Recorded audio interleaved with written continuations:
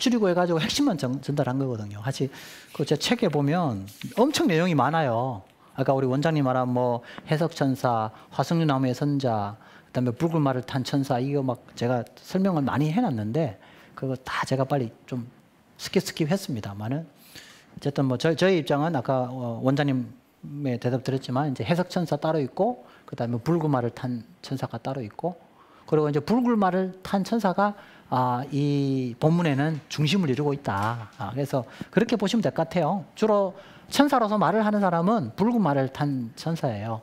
순찰 대원들 중에서 제일 이제 뭐 대표적인 자다 이렇게 보면 되겠죠. 그 다음에 이제 우리가 두 번째 환상으로 넘어갈게요. 두 번째 환상. 두 번째 환상도 이게 굉장히 좀 뭐 난해한 환상입니다. 난해한 환상인데, 자, 요것도 한번 읽고 가야 될 것 같아요. 그죠? 구절이 얼마 되지 않으니까요. 우리 목사님 한 분 중에 한번 읽어주시면 감사하겠습니다. 네. 내가 눈을 들어본 적 네 개의 뿔이 보이기로 이에 네게 말하는 천사에게 묻되 이들이 무엇이니까 하니 내게 대답하되 이들은 유다와 이스라엘과 예루살렘을 흩뜨린 뿔이니라. 그때 여호와께서 대장장이 4명을 내게 보이시기로 내가 말하되 그들이 무엇하러 왔나이까 하니 대답하되 이르시되 그 뿔들이 유다를 흩뜨려서 사람들이 능히 머리를 들지 못하게 하니 이 대장장이들이 와서 그것들을 두렵게 하고 이전의 뿔들을 들어 유다 땅을 흩뜨린 여러 나라의 뿔들을 떨어뜨리려 하느니라 하시니라. 예, 이 본문도 다룰 게 굉장히 많은 본문인데 그냥 아주 핵심적인 내용을 중심으로 좀 전달하겠습니다.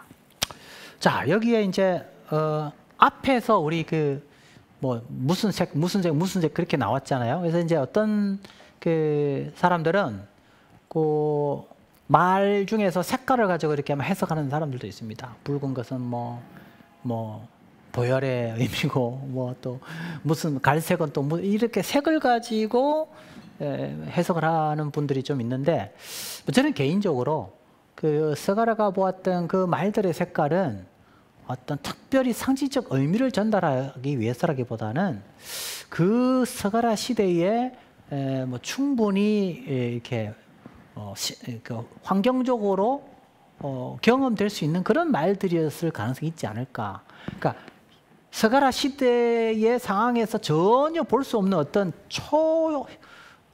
현실적인 그런 어떤 상상의 동물들이라기보다는 스가랴 시대에 충분히 볼 수 있는 말들의 색깔이었을 가능성이 있다 하는 게 저의 개인적인 생각이고요. 알 수가 없으니까요. 그러나 그렇게 추론이 되고 그래서 그 색깔을 가지고 너무 지나치게 상징적인 해석을 하는 것은 저는 개인적으로는 그렇게 뭐 적절치 않다 하는 게 제 개인적인 생각입니다.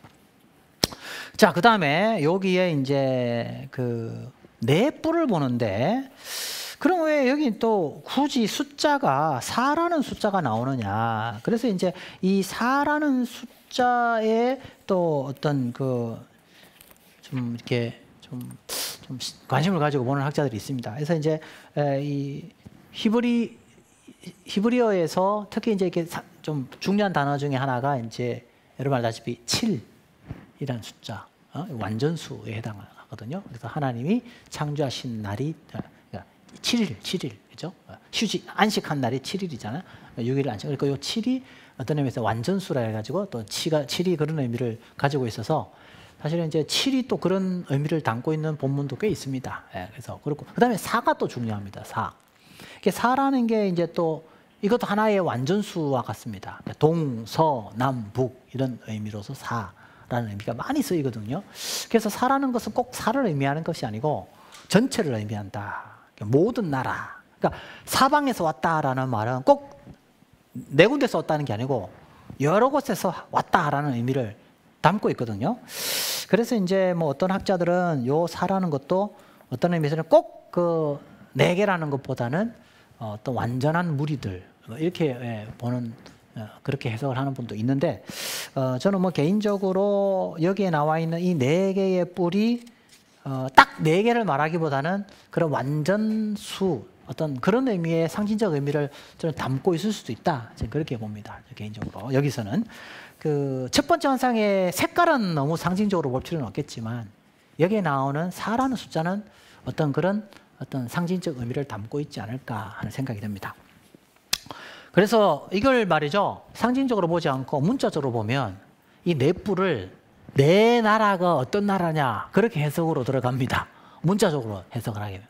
그래서 이 네 뿔을 해석할 때 뭐 이렇게 해석하는 학자도 있습니다. 뭐 예를 들면 뭐 바벨론, 페르시아, 그다음에 뭐 로마, 뭐 헬라, 로마 뭐 이렇게 해석하는 사람도 있고 어떤 사람은 뭐 바벨론, 그다음에 또 뭐 바사, 페르시아, 그다음에 헬라 뭐 이렇게 해석하는 사람도 있고 복잡합니다. 해석이 복잡한데 저는 개인적으로 너무 구체적으로 이 사를 문자적으로 어떤 나라에 이렇게 대입시키기보다는 아까 말한 대로 어떤 그 모든 것을 포괄하는 개념의 어떤 사로 좀 보는 것이 좋겠다. 아까 말한 대로 사방 그러면 꼭 이쪽 저쪽 이렇게 동서남북만 말하는 것이 아니고 모든 것을 포괄하고 있듯이 이 사도 그런 여러 가지를 다 포괄하는 의미로서의 사로 보면 어떨까. 그래서 여기서 네 뿔이라는 게 어떤 그 이스라엘을 괴롭힌 이스라엘에게 고통을 주었던 어떤 이스라엘의 원수들 대적 국가들을 의미하거든요.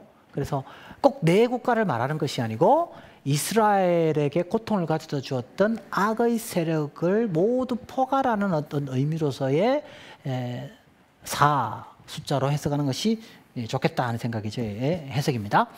그럼 여기 뿔은 또 왜 뿔이냐라고 했을 때 이 뿔이 구약에서 뿔이 여러 가지 의미로 쓰이거든요. 여러분 뭐 잘 아시겠지만 첫째 이 뿔은 여러분 잘 알다시피 권력을 뜻할 때 이 뿔이 많이 사용됩니다.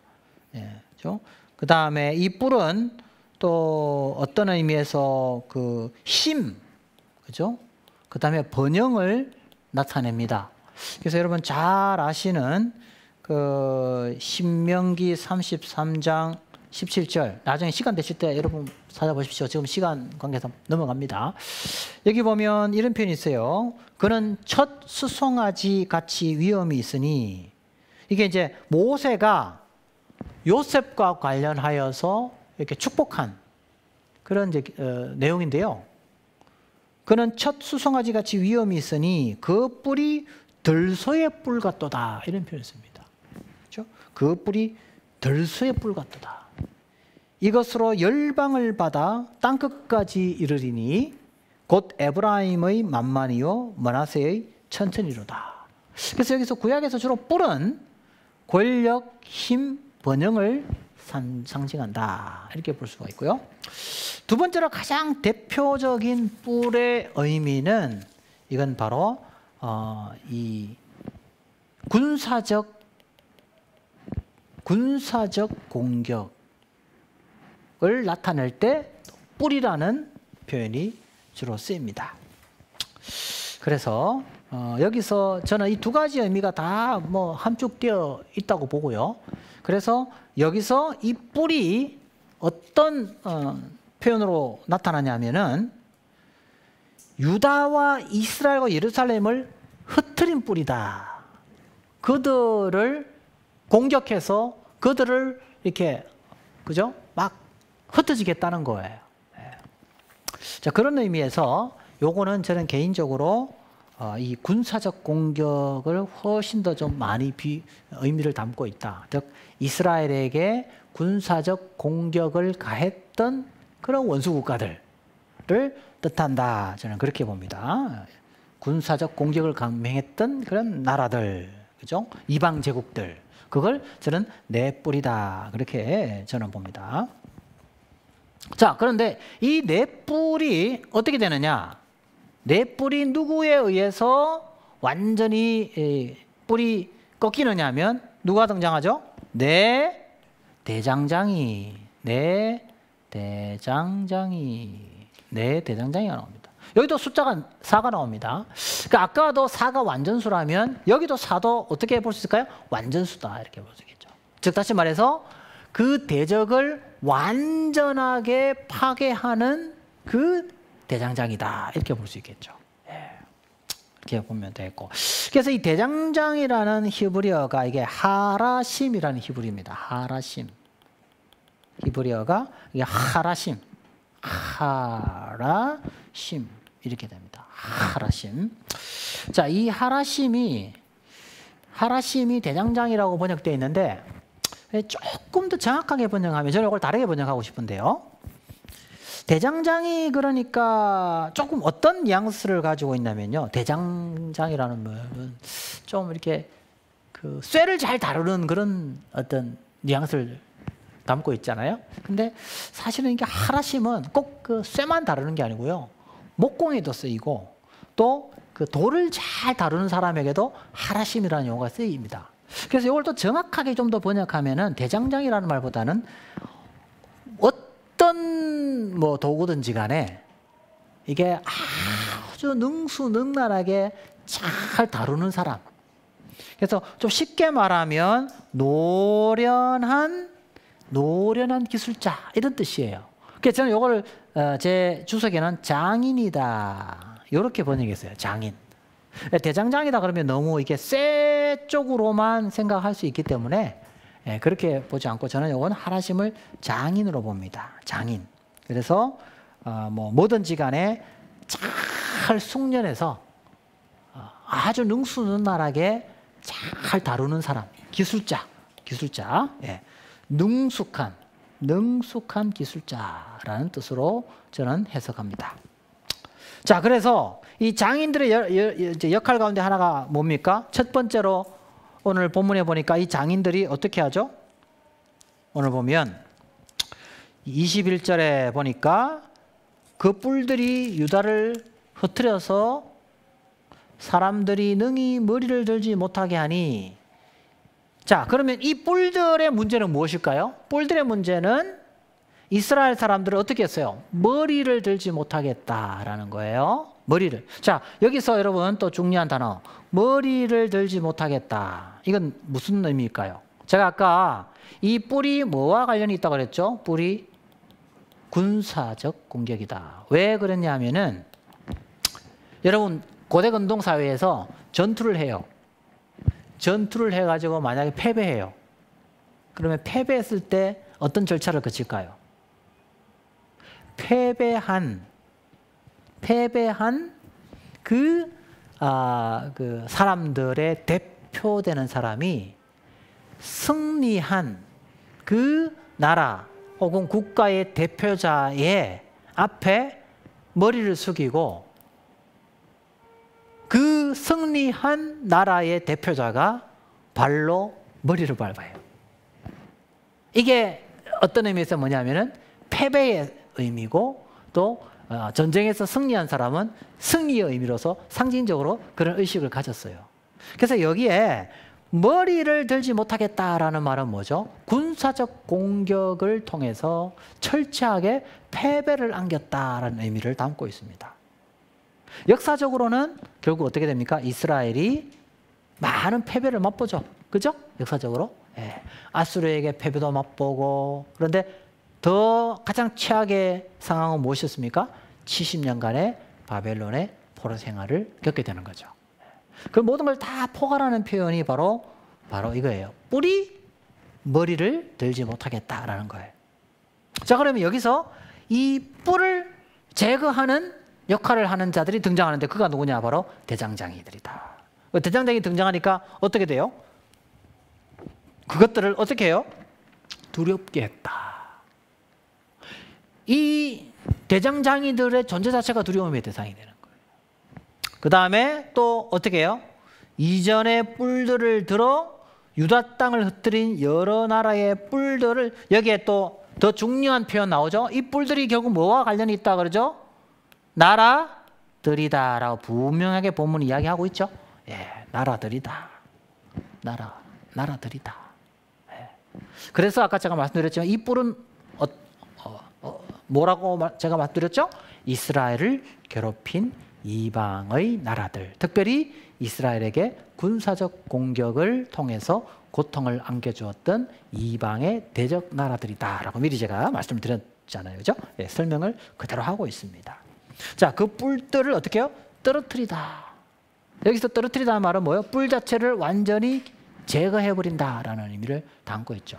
그래서 이 뿔들의 제거는 결국 뭘 의미합니까? 이스라엘의 해방, 이스라엘의 회복을 의미한다.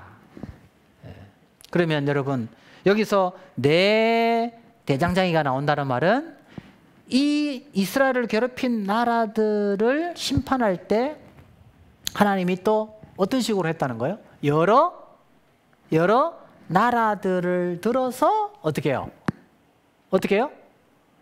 이스라엘을 회복시키고 이스라엘을 괴롭힌 나라들을 어떻게 해요? 하나님이 심판하셨다. 자, 우리 하나 살펴봅시다. 이사야서 한번 보겠습니다. 이사야서.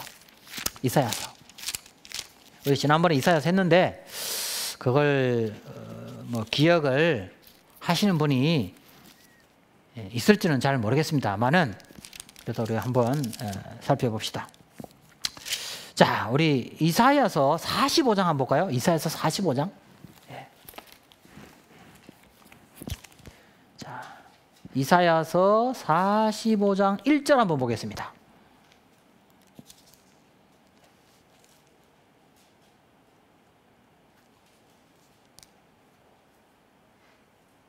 자, 45장 1절 같이 한번 읽어보겠습니다. 시작. 여호와께서 그의 기름 부음을 받은 고레스에게 이같이 말씀하시되 내가 그의 오른손을 붙들고 그 앞에 열국을 항복하게 하며 내가 왕들의 허리를 풀어 그 앞에 문들을 열고 성문들이 닫히지 못하게 하리라. 예, 참 이게 놀라운 표현이죠.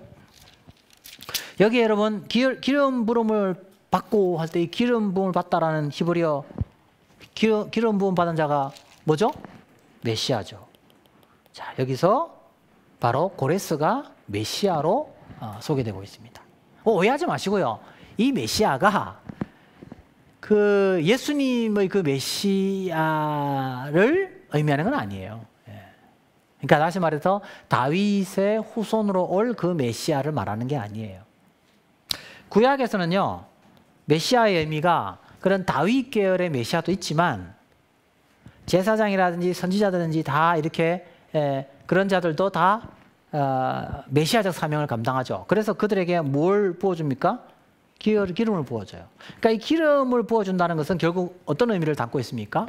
하나님의 뜻을 이루는 도구로서 직을 감당하는 자다라는 의미를 담고 있습니다. 다시 말해서 인위적으로 자기가 자기의 직을 계획해서 자기 마음대로 직을 수행하는 것이 아니고 하나님이 계획하신 그 직을 하나님의 뜻에 따라서 수행한다는 의미로서 기름 부음 받은 자라는 뜻이에요.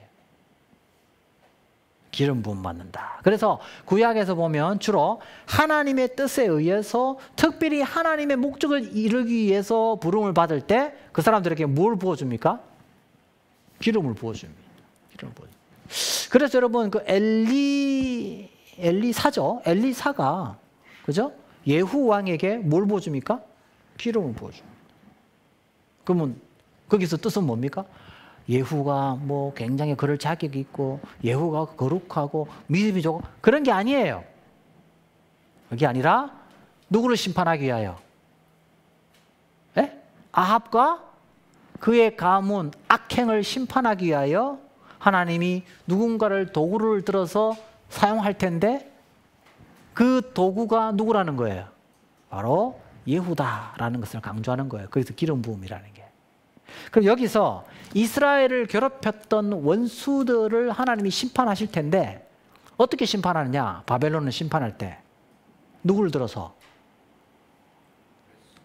고레스를 들어서 이스라엘을 괴롭혔던 누구를 심판합니까?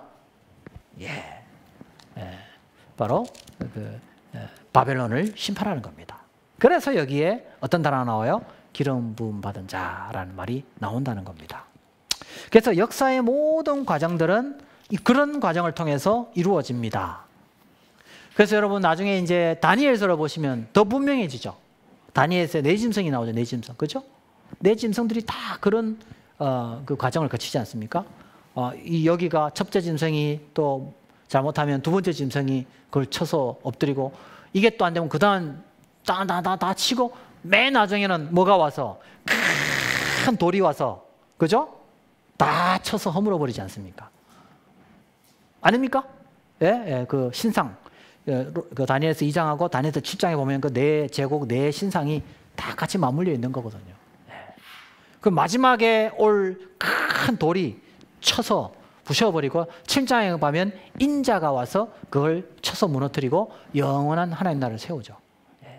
자, 그런 관점에서 볼 때 바로 이 네 대장장이들은 하나님께서 들어서시는, 누구를 심판하기 위하여? 언약의 백성을 괴롭힌 그 악의 무리들을 심판하기 위하여 하나님이 사용하시는 그런 어떤 그 하나님의 그 심판의 도구다, 이렇게 볼 수 있겠고요. 그리고 궁극적으로 결국 이 네 대장장이는 누굴 통해서 성취되느냐? 바로 예수 그리스도를 통해서 성취된다고 봅니다. 왜? 결국 신약으로 가면 악의 세력이, 사탄의 세력이 나오고 그 사탄의 세력을 무찌르는 하나님의 용사가 바로 예수 그리스도로 나오기 때문에 결국 이 악의 세력을 완전히 괴멸하고 물리치는 그 용사는 바로 예수 그리스도시다. 그래서 신약 성경에 여러분 그 사도행전 2장에 가면은 재밌는 게 있잖아요. 그 사도들이 그 오순절 성령을 받고 난 다음에 제일 먼저 인용하는 본문이 어떤 인용입니까? 구약의 본문. 어떤 본문을 인용하죠? 시편 2편을 인용하죠. 그렇죠? 시편 2편을 인용할 때 뭐라고 이야기합니까? 이걸 어떤 구도로 보죠? 신약의 저자들은 이걸 하나의 전투로 보죠.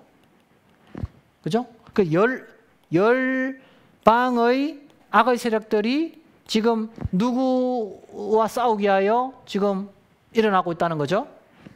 하나님의 메시아, 기름 부음 받은 자. 그래서 기름 부음 받은 자와 열방이 전투가 벌어지고 있는 거예요. 그런데 기름 부음 받은 자가 이 열방을 심판하는 사건으로 해석을 합니다. 그게 이제 신약의 그 사도행전 2장에 나오는 해석이죠. 그래서 그걸 어떻게 해석했냐면 예수 그리스도께서 지금 뭘 하고 있다고요?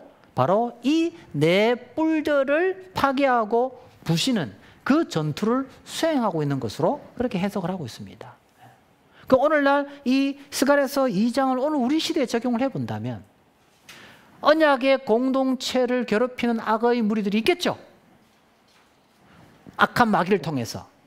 그러나 악한 마귀와 싸워 이길 수 있는 유일한 길은 무엇입니까? 힘으로 되지 않고 능으로 되지 아니하고 혈과 육으로 되는 것이 아니라 누구를 통해서? 우리를 위하여 싸우시는 예수 그리스도를 통하여 성취할 수 있고 승리할 수 있다라는 것을 볼 수 있습니다. 그래서 저는 개인적으로 요즘 한국 교회에 제일 안타까운 기도 가운데 하나가 어떤 특정 개인을 향하여 저주하고 심판하는 것을 볼 때 굉장히 마음이 아픕니다. 그래서 그분들은 그렇게 이야기해요.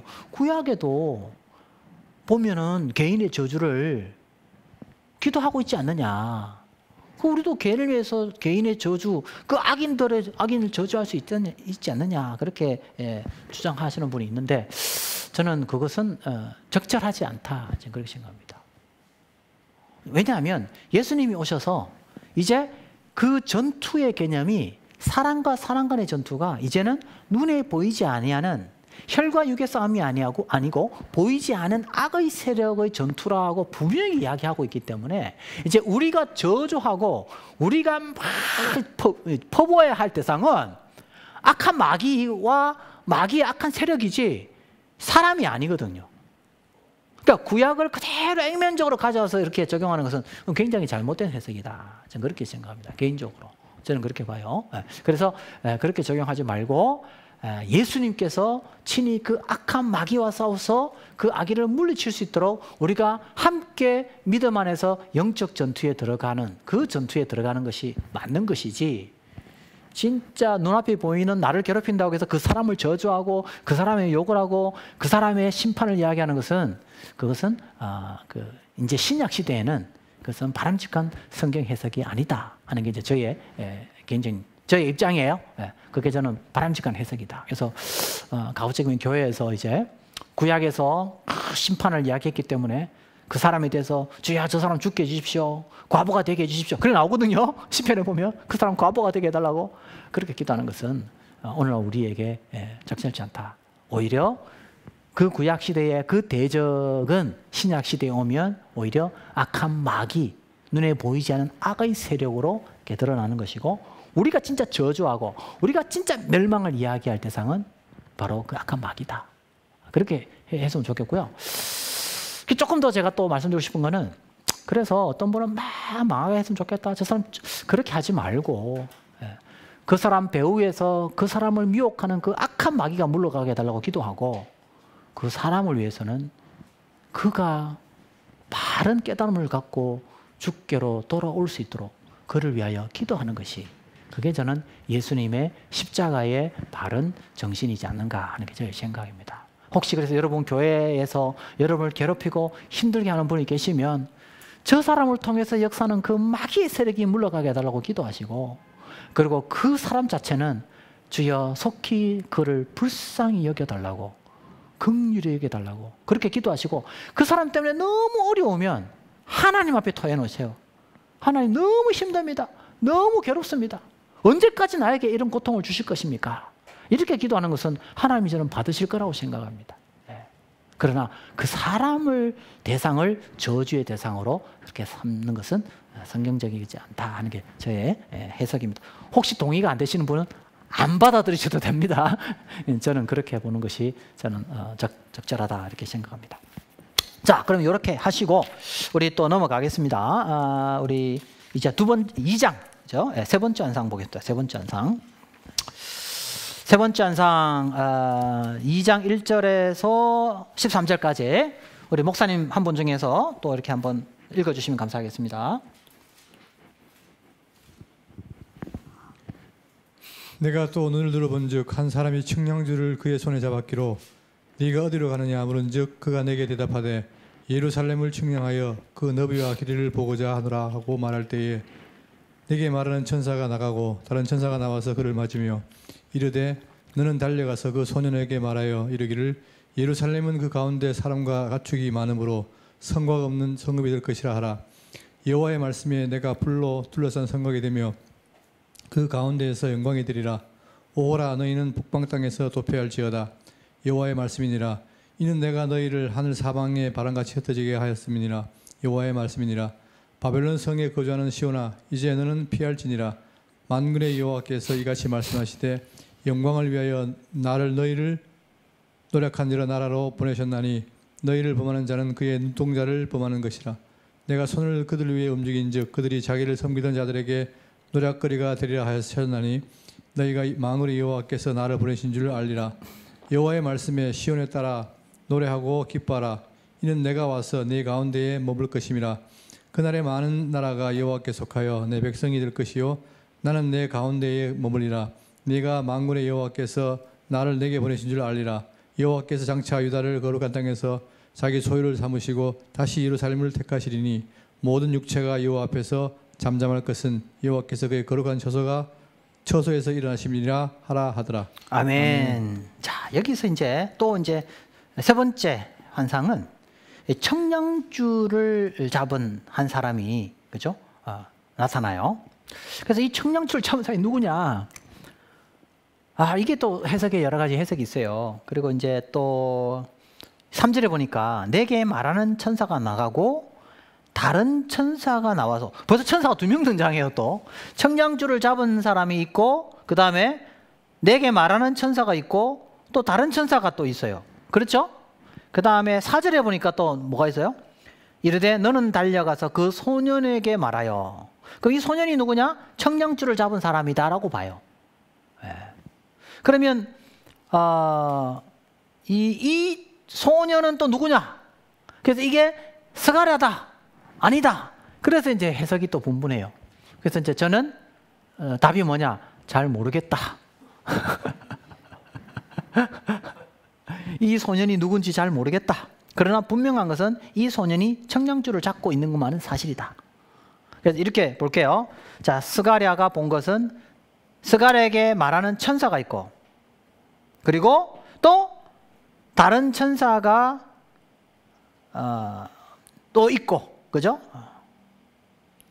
그 다음에 또 그 소년이 있고 이렇게 이 등장인물이 등장한다. 그런데 아마 많은 학자들은 이 소년을 스가랴로 본다 이렇게 봅니다. 자, 그러면 이제 뭐 그 정도로 정리하고 왜 이렇게 천사가 많이 나오느냐? 그래서 아까 제가 말씀드린 대로 그 묵시의 특징 가운데 하나가 바로 뭐냐면 중개자가 등장한다라는 거예요. 중개자. 예언서에는요, 예언의 말씀을 중개해주는 천사가 나타나지 않습니다. 근데 묵시록에는 뭐가 등장하느냐? 그 하나님의 말씀을 전달해주는 중개자가 등장한다. 여기 특징입니다. 그래서 다니엘서에도 보면 누가 등장하죠? 다니엘에게 말씀을 전달하는 천사가 나옵니다. 그리고 또 요한계시록에도 보면 뭐가 등장합니까? 천사가 나오죠. 이게 바로 묵시의 특징이라고 볼 수 있습니다. 묵시의 특징이다. 그래서 물어요. 교수님, 뭐 예언하고 묵시가 뭐가 다릅니까? 라고 물으면 요것도 하나의 특징이다. 제가 이렇게 말씀을 드립니다. 자, 그리고 그 다음에 이제 또 우리 한번 보겠습니다. 그러면 이제 이 계시 내용이 뭐냐? 예언의 내용이 뭐냐? 그죠? 그러니까 청량줄을 잡았다 할 때 이게 청량줄이라는 게요. 주로 이제 이 사이즈를 재는 거거든요. 그래서 이게 청량줄이라는 거는 나중에 살펴보겠지만 또 나온 청량줄은 이게 두 가지 의미로 쓰이는데요. 긍정적인 의미와 부정적인 의미로 쓰입니다. 부정적인 의미로는 쓰일 때는 뭐냐면 심판의 정도를 나타낼 때 청량줄이 쓰입니다. 죄가 얼마나 깊고 죄가 얼마나 심각한가라는 것을 강조하기 위해서 청량줄이라는 용어를 씁니다. 구약에서. 제가 뭐 일일이 지금 설명을 다 못 해드리겠고요. 혹시 이제 구체적인 건 나중에 저 차에 보면 나오니까요. 그걸 보시면 될 것 같고. 두 번째로, 그런데 요것이 긍정적으로 쓰일 때는 있습니다. 긍정적으로 쓸 때 뭐냐? 회복을 나타낼 때. 하나님이 다시 무너진 그 성전이나 성벽을 다시 지을 때. 이건 새로운 건축과 관련될 때 또 이게 쓰입니다. 그러니까 오늘 본문에 보니까 뭐라고 돼 있죠? 뭘 청량한다고 돼 있죠? 예루살렘을 청량하여. 그 여기서 말하는 예루살렘은 예루살렘을 멸망시키기 위해서 지금 청량한다는 의미일까요? 아니죠. 다시 세우기 위하여. 그래서 여기는 지금 어떤 의미로 볼 수 있습니까? 예루살렘과 성전의 건축을 강조하는 굉장히 희망적인 메시지를 담고 있다. 이렇게 볼 수 있겠습니다. 자, 그 다음에 3절에는 아까 말한 대로 이제 이게 네 종류가 등장합니다. 스가랴가 나오고 스가랴에게 말하는 천사가 나오고 또 그 스가랴에게 말하는 천사에게 또 명령을 전달하는 천사가 나오고 소년이 나오고 이게 복잡합니다. 그래서 저는 이건 더 이상 본문이 말하고 있지 않기 때문에 뭐 더 깊이 들어갈 필요는 없다고 봅니다. 자, 그런데 여기서 그 중요한 거는 메시지죠. 천사가 전달했던 이 메시지가 뭐냐? 이게 제일 중요합니다. 이거는 이제 굉장히 중요한 의미를 담고 있기 때문에 오늘 여러분이 잘 좀 귀담아 들으시면 될 것 같고요. 우리 목사님들은 또 설교거리가 나올 수도 있어요, 오늘. 잘 들으세요. 첫째, 그러면 첫째, 이 청량줄로 예루살렘을 청량한다는 말은 아까 말씀드린 대로 이거는 예루살렘의 회복이다라는 것을 제가 분명히 말씀드렸어요. 근데 예루살렘의 회복의 특징이 뭐냐? 첫째, 오늘 본문에 보니까 뭐라고 돼 있죠? 이 4절에 보니까 예루살렘은 뭐가 많다고 그랬죠? 사람과 가축이 많다. 자, 사람과 가축이 많다는 말은 무엇을 의미할까요? 자, 이걸 반대로 생각해 봅시다. 사람과 가축이 없다라는 것은 뭘 의미합니까? 이건 심판을 의미합니다. 사람과 가축이 없다는 것은 심판을 의미합니다. 그래서 이걸 다른 말로 황폐화된다라는 것입니다. 황폐화된다. 그래서 그래서 황폐화된다. 여러분 이 가축이란 말 잘 보시면 가축. 야생동물을 말하는 게 아니에요. 가축이 많아진다. 그러면 반대가 뭐예요? 사람이 살지 않고 뭐가 많아요? 야생동물이 많다. 그러면 그건 뭐가 되는 거예요? 황폐가 된다는 거예요. 자, 우리 가장 대표적인 거 이사야 34장 한번 찾아보겠습니다. 예. 이사야 34장. 우리 지난번에 문맥에서 길을 찾다 할 때 제가 이거 강의했죠?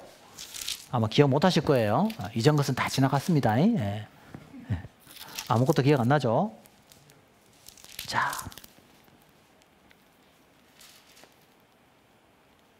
자, 이런 보십시오. 34장 8절, 9절, 10절, 11절, 12, 13, 14 쭉 이렇게 이제 읽어보시면 되는데 가장 대표적인 것은 8, 9, 10, 11 이렇게 제가 한번 읽어드릴게요. 이것은 여호와께서 보복하시는 날이요 시온의 송사를 위하여 신원하는 날이라. 자, 보복하는 날이다 그랬어요. 그죠? 네.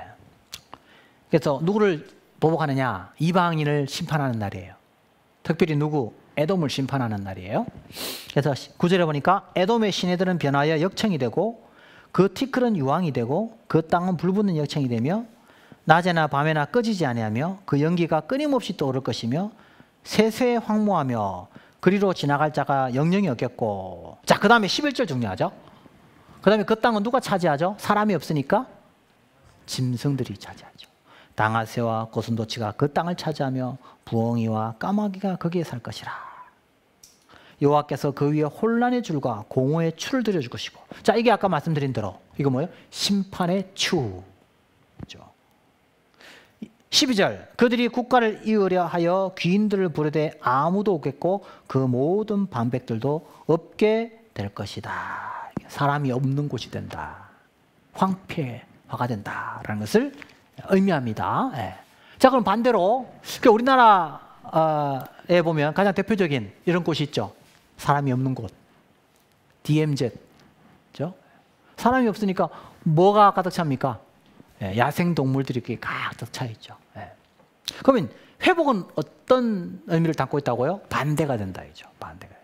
사람이 많아지고 그 다음에 가축이 많아지는 거예요. 양이라든지 소라든지, 그죠? 사람들과 같이 함께 있는 짐승들이 많아진다. 대신 야생동물은 사라지는. 그래서 사람과 가축이 많아진다는 것은 뭘 의미하냐면 황폐화에서 반대가 되는 회복의 의미를 나타낸다. 이것은 이제 심판이 끝나고 하나님 회복하실 것이라는 의미를 강조하는 표현입니다. 자, 두 번째 또 어떤 일이 있죠? 두 번째, 뭐가 될 것이다? 성곽 없는 성읍이 된다. 성곽이 없는 성읍이 된다. 아주 중요한 표현이죠. 이게 성곽은 왜 생길까요? 성곽은 왜 생길까요? 성곽은 전쟁을 위해서 존재하는 것입니다. 그래서 성곽은 전쟁을 의미하고 전투를 의미하죠. 그렇죠? 요새화된 도시에는 다 성곽이 있죠. 그러면 성곽이 없는 성읍이 된다는 말은 뭘 의미합니까? 더 이상 전쟁이 없는 곳이 된다. 더 이상 공격받지 않는다. 그거예요. 달리 말하면 평화의 시대를 의미한다는 거예요. 그래서 칼이 보습으로 바뀌는 그런 시대를 나타낸다는 것이죠.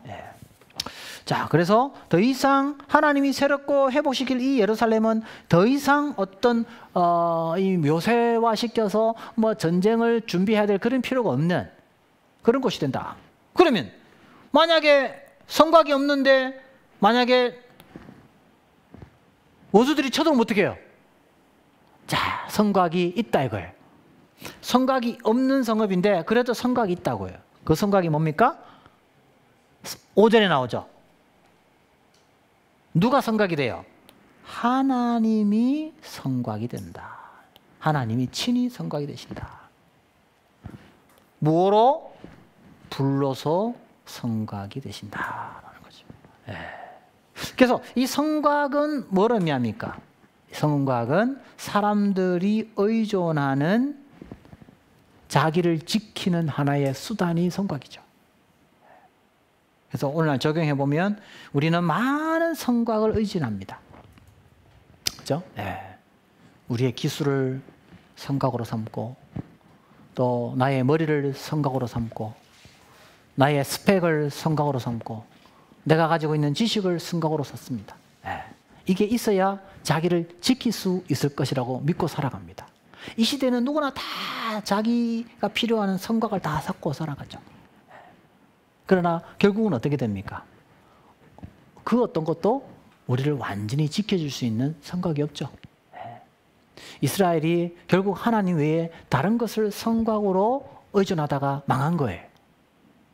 다른 신을 섬기고, 그죠? 세속적인 성공을, 돈이 있으면 이 돈이 자기를 지켜줄 거라고 믿어서 돈을 붙드는 겁니다. 명예가 있었다고 생각합니다. 우리 자식들 이 땅 가운데서 밥벌이라도 살려면은 스펙을 쌓아야 된다 그래가지고 막 우리 자식들을 그렇게 우리가 막 몰아붙여 갑니다. 그렇다고 해서 과연 그것이 우리 자식들을 과연 지켜줄 수 있는 것인가 하는 거예요. 자, 그게 해답은 하나님만이 우리를 지켜줄 수 있는 유일한 성곽이 되신다. 자, 그래서 여기에 불성곽이라는 표현을 쓰고 있습니다. 불성곽, 그죠? 예, 불성곽. 그럼 이 불성곽은 어디서 나오는 것인가? 여러 가지 해석이 있어요. 여기에 이 해석만 해도요 한 5-6가지가 됩니다. 제가 다 설명할 수 없고요. 딱 2가지만 축약해서 하겠습니다. 그 페르시아 시대에는요, 여러분 알다시피 페르시아의 그 아케메니드 왕조가 파사르가데라고 있습니다. 파사르가데. 이란에 가면요, 그 파사르가데라고 그 거대한 그 성이 있습니다. 이 파사르가데의 이 궁궐이죠, 궁궐. 그때 당시에는 그 아우라 마즈다라고 그 신을 섬겼는데, 이 아우라 마즈다는 이 불과 관련되어 있는 그런 신이었습니다. 그래서 이 아우라 마즈다 신전 이 불제단을 소위 말하는 파사르가데 성 주변으로, 궁궐 주변으로 이렇게 불제단을 쭉 이렇게 완전히 나열해 놨어요. 그래서 페르시아 그 궁전은 아우라 마즈다 신이 지켜준다, 이렇게 믿었던 거예요. 그래서 어떤 학자들은 이스라엘의 이 예루살렘 하나님의 도성을 지켜주는 것은 아우라 마즈다 신이 아니고 하나님이 친히 불성각이 되신다라는 의도에서 이 용어를 쓰고 있다라고 보는 해석한 학자들이 있어요. 저는 개인적으로 그 해석도 뭐 충분히 일리가 있다 하는 생각이 있고요. 또 여러 가지 해석이 있는데 다 설명할 수 없고요. 가장 대표적인 2번째 해석은 뭐냐면 바로 그거예요. 여러분 이제 출애굽 시절에요. 출애굽 시절에 이스라엘이 밤이 될 때 하나님께서 이스라엘을 어떻게 지켜주셨어요? 불기둥이죠, 불기둥. 불기둥으로 하나님께서 이스라엘을 보호하셨다라는 거죠. 그래서 이 하나님이 불성각이 되셨다라는 이 사상은 바로 불기둥의 어떤 이미지를 의미하는 것이 아닌가, 이런 해석을 하고, 또 어떤 학자들은 그거는 에덴 동산에서 그 화영금 그 불칼을 의미하는 것이 아닌가, 이렇게 해석하는 학자도 있고, 뭐 해석이 여러 가지입니다. 근데 이제 저는 개인적으로 불기둥의 의미와 또 파사르가데의 그 아우라 마즈다 신의 보호를 나타내기 위하여 불제단으로 이렇게 둘러싸여 있는 그런 어떤 그 상태를 반영하면서 오히려 하나님께서 오히려 예루살렘을 지키는 진정한 임재의 주체다라는 강조하기 위해서 불성각을 강조한다. 이렇게 이제 2가지 해석인데, 저는 개인적으로 2가지 해석이 다 가능하고, 오히려 저는 개인적으로 이렇게 불기둥, 출애굽 시대에 하나님께서 이스라엘을 끝까지 지키시기 위하여 불기둥으로 지켜주신 하나님의 임재, 그래서 그런 하나님의 임재가 다시 회복의 시대에 이스라엘 백성들에게 임할 것이다 라는 것을 강조하는 표현으로서 저는 이 불기둥을 이 본문의 배경으로 좀 보는 것이 좋겠다 하는 게 제 입장입니다. 뭐 여러 가지 해석이 있습니다. 어떤 사람은 또 뭐 엘리사가 아람 왕 군대 보냈을 때 뭐 불말과 불병거 뭐 그거 이야기 가지고 또 연결하게 여러 해석이 있어가지고요. 이거 다 설명할 수는 없고, 저는 개인적으로 이게 출애굽 때의 어떤 불기둥이 여기와 상당히 연관성을 가지지 않는가, 이런 생각을 해봅니다. 어쨌든 여기서 핵심은 뭐냐? 이스라엘의 진정한 보호는 이스라엘이 정말 적군으로부터 보호받을 수 있는 유일한 그 보호의 원천은 사실은 세상 사람들이 만들어 놓는 성곽이 아니라 하나님이 친히 지으시는 당신의 불성곽만이 우리의 참 안전이 되고 우리의 진정한 평안의 안식처가 된다 하는 것이 저는 이 본문의 핵심이다 라는 생각이 들고, 자, 그러면 우리가요 이 시대에 살면서 왜 우리가 불안해하느냐? 이 불안은 결국 우리가 이 불안으로부터 해방되기 위하여 무엇을 더 의존하는가에 달려있는 거라고 보거든요. 사실은 하나님 외에 다른 그 무엇을 나의 보호의 대상으로 삼는 그 순간, 그건 결국 더 큰 불안과 더 큰 고통을 느낄 수밖에 없거든요.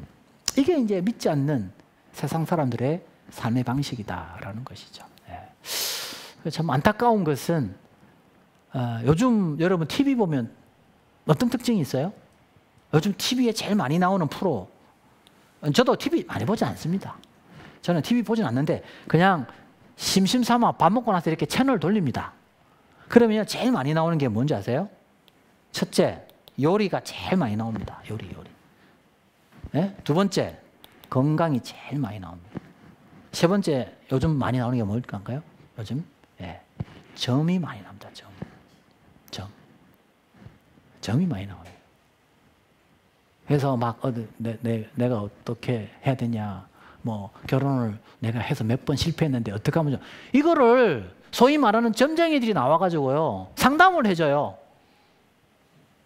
그 프로가 한두 개가 아닙니다, 여러분. 한번 보십시오. 그래서 내가 이 쫙 보면서 이건 뭘 의미할까요?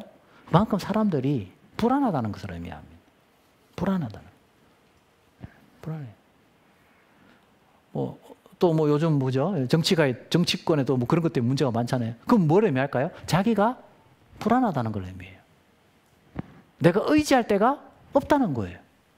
그게 반영해 주는 게. 왜 이렇게 많은 점장이를 찾아가느냐? 우리가 불안하다는 거예요.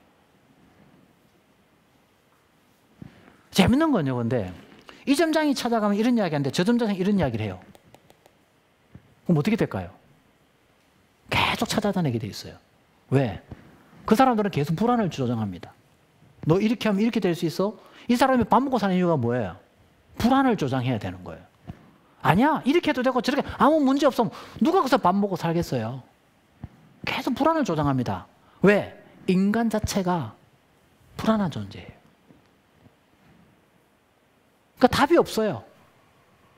그래서 이 스가랴서에서 강조하는 핵심이 뭐냐면 여호와를 의지하고 하나님을 나의 불성곽으로 삼을 때에만 비로소 인간은 불안에서 해방될 수 있다는 겁니다. 그렇지 않으면 끊임없이 우리는 불안의 이 노예가 될 수밖에 없어요. 그러니까 사탄이 우리를 딱 장악하는 가장 무서운 이 도구 중에 하나가 바로 뭡니까? 불안이에요. 그래서 내가 돈을 벌어요. 많이 벌었죠? 그럼 어떻게 돼요? 편안해야 되잖아요. 이걸 어떻게 지켜야 될 것 같아요? 불안해요. 돈을 잃었죠? 어떻게 벌어야 될 것 때문에 불안해요. 많아도 불안하고요. 적어도 불안한 거예요, 인생이. 그죠? 네. 그러나 하나님이 우리의 불성각이 되면 그분을 우리가 진정한 나의 삶의 주인으로 모시고 살아갈 때 비로소 우리에게 참된 만족이 주어지고 평안이 주어진다. 자, 여기까지 하고 우리 좀 쉬었다가 마지막 강의 질문 있으면 해주시고 쉬겠습니다. 혹시 질문 있으세요?